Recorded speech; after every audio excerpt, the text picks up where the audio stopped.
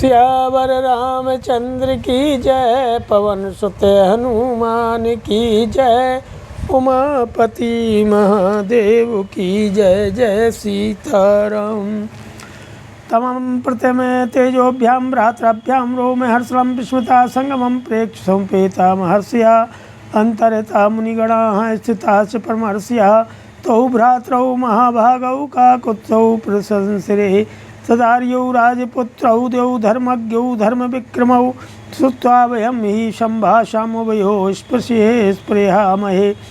ततस्तो ऋषिगणाः क्षिप्रं दशग्रीववधैषिणः भरतं राजशार्दूलमित्युचुः संगतः वचः।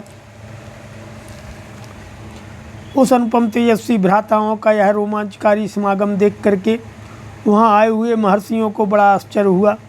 अंतरिक्ष में अदृश्य भाव से खड़े हुए मुनि तथा वहाँ प्रत्यक्ष रूप से बैठे हुए महर्षि उन महान भाग्यशाली ककुत्स्थवंशी बंधुओं की इस प्रकार प्रशंसा करने लगे कि ये दोनों राजकुमार सदा श्रेष्ठ धर्म के ज्ञाता और धर्म मार्ग पर ही चलने वाले हैं।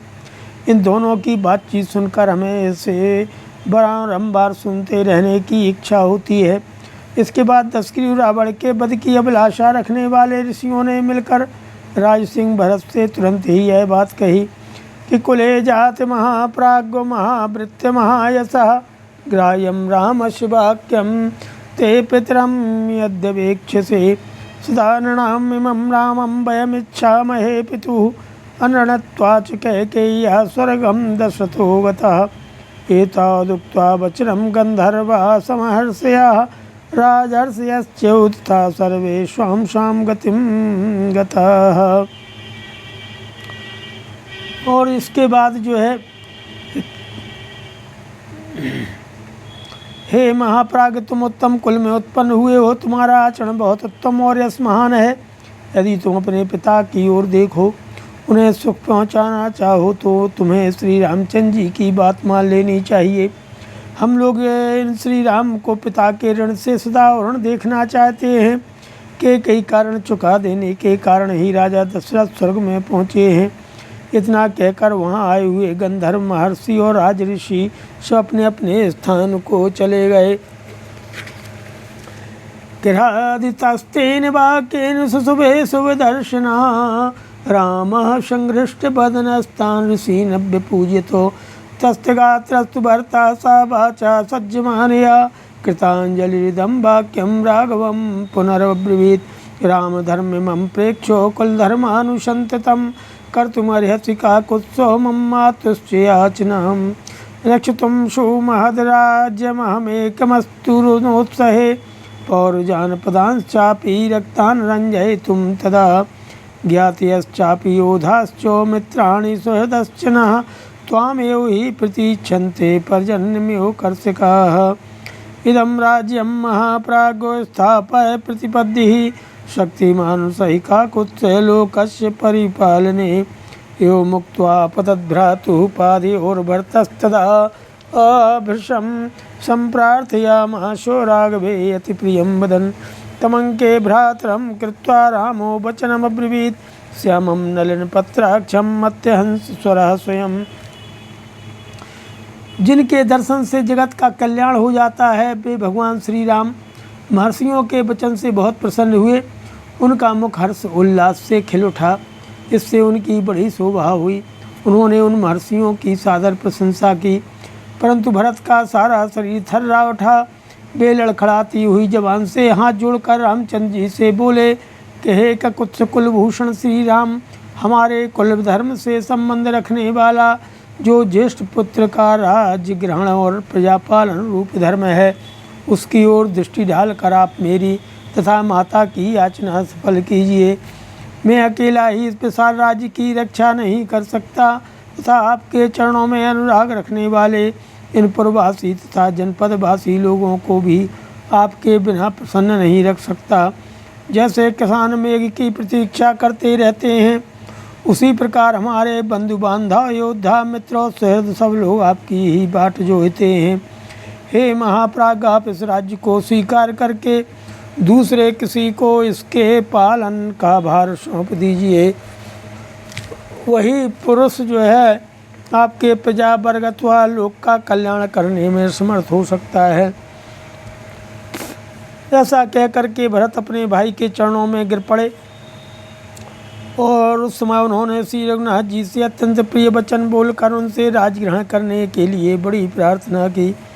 तब श्री रामचंद्र जी ने श्याम वर्ण कमल नयन भाई भरत को उठाकर गोद में बिठा लिया और मदमत्त हंस के समान मधुर स्वर में स्वयं में यह बात कही कि आगता त्वामियं बुद्धि स्वजा बैनैकी चया विषमुत्सह से तात रक्षितुं पृथिवीमपि अमात्यैश्च सुहृद्वेश्च बुद्धिमद्वेश्च मंत्रिभिः सर्वकार्याणि सम्मन्त्रो महान्त्यसि कारयो लक्ष्मीश्चन्द्रादपयाद् बाहिम्बान् बाहिमं त्यजेत् अतीयात् सागरो बेलां न प्रतिज्ञामहं पितुः कामाद् लोभाद् वा मात्रा तुभ्यमृतं कृतं न तन्मनसि कर्तव्यं वर्तितव्यं च मात्रवतो।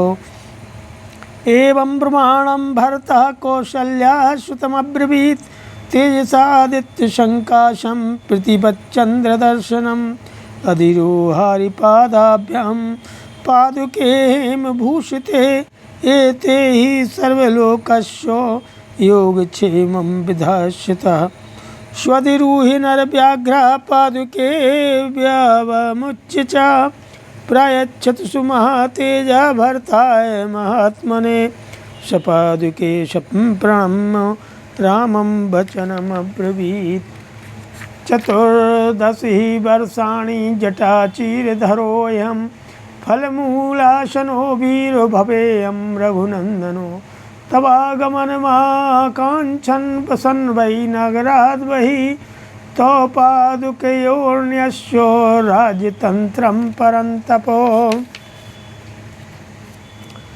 हे तात, तुम्हें जो यह स्वाभाविक विनयशील बुद्धि प्राप्त हुई है, उस बुद्धि के द्वारा तुम जो है समस्त भूमंडल की रक्षा करने में भी पूर्ण रूप से समर्थ हो सकते हो। इसके सिवा अमात्यों, सुहृदों और बुद्धिमान मंत्रियों से सलाह लेकर के उनके द्वारा सब कार्य वे कितने ही बड़े क्यों न हो कर रह लिया करो। चंद्रमा से उसकी प्रभा अलग हो जाए, हिमालय हिम का परित्याग कर दे अथवा समुद्र अपनी सीमा को लांघ कर आगे बढ़ जाए, किंतु मैं पिता की प्रतिज्ञा नहीं तोड़ सकता। हे तात, माता कैकेयी ने कामना से अथवा लोभवश तुम्हारे लिए जो कुछ किया है उसको मन में न लाना और उसके प्रति सदा वैसा ही बर्ताव करना जैसा अपनी पूजनीय या माता के प्रति करना उचित है।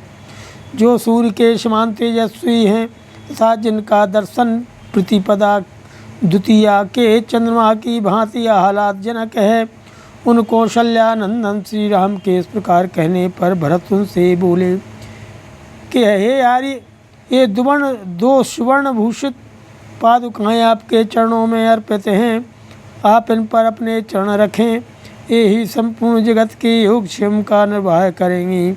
तब महातेजस्वी पुरुष सिंह श्री राम ने उन पादुकाओं पर चढ़कर उन्हें फिर अलग कर दिया और महात्मा भरत को सौंप दिया।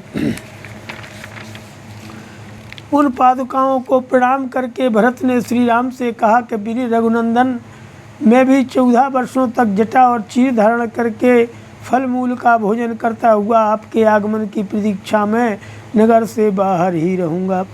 हे परंतप, इतने दिनों तक राज्य का सारा भार आपकी इन चरण पादुकाओं पर ही रखकर मैं आपकी बाट जोहता रहूँगा कि चतुर्दशे ही संपूर्णे वर्षे हनि रघुत्तमो न दृक्ष्यामि यदि त्वां तु प्रवेक्ष्यामि हुताशनम् तथेति च प्रतिज्ञायो तं परिस्वज्य सादरं शत्रुघ्नं च परिस्वज्यो वचनं चेदमब्रवीत् मातरं रक्ष कैकेयीं मारोषं कुरुतां प्रति मया च सीतया चैव सप्तोषि रघुनन्दनो इति उक्ता सुपरीताक्षो भ्रातरं विसर्जय।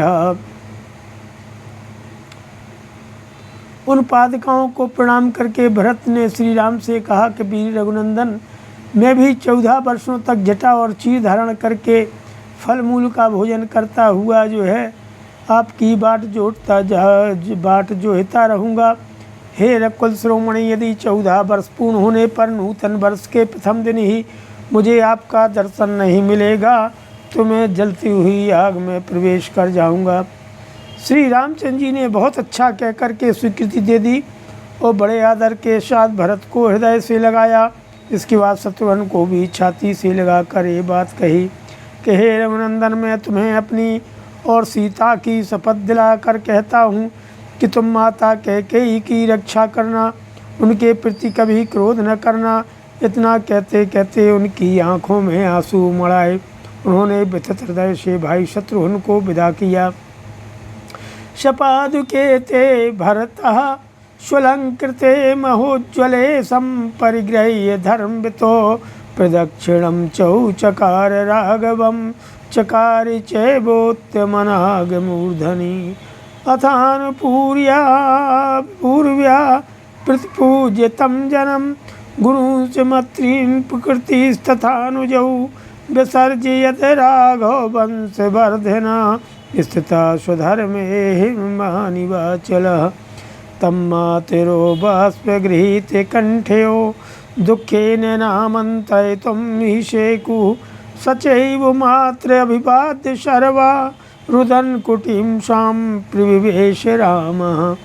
धर्मज्ञ भरत ने भली भांति अलंकृत की हुई उन परम उज्ज्वल क्षण पादुकाओं को लेकर के श्री रामचंद्र जी की परिक्रमा की तथा उन पादुकाओं को राजा की सवारी में आने वाले सर्वश्रेष्ठ गजराज के मस्तक पर स्थापित किया। इसके बाद अपने धर्म में हिमालय की भांति अविचल भाव से स्थित रहने वाले रघुवंश वर्धन श्री राम ने क्रमशः वहाँ आए हुए जन समुदाय, गुरु, मंत्री, प्रजा तथा दोनों भाइयों का यथा योग्य सत्कार करके उन्हें विदा किया।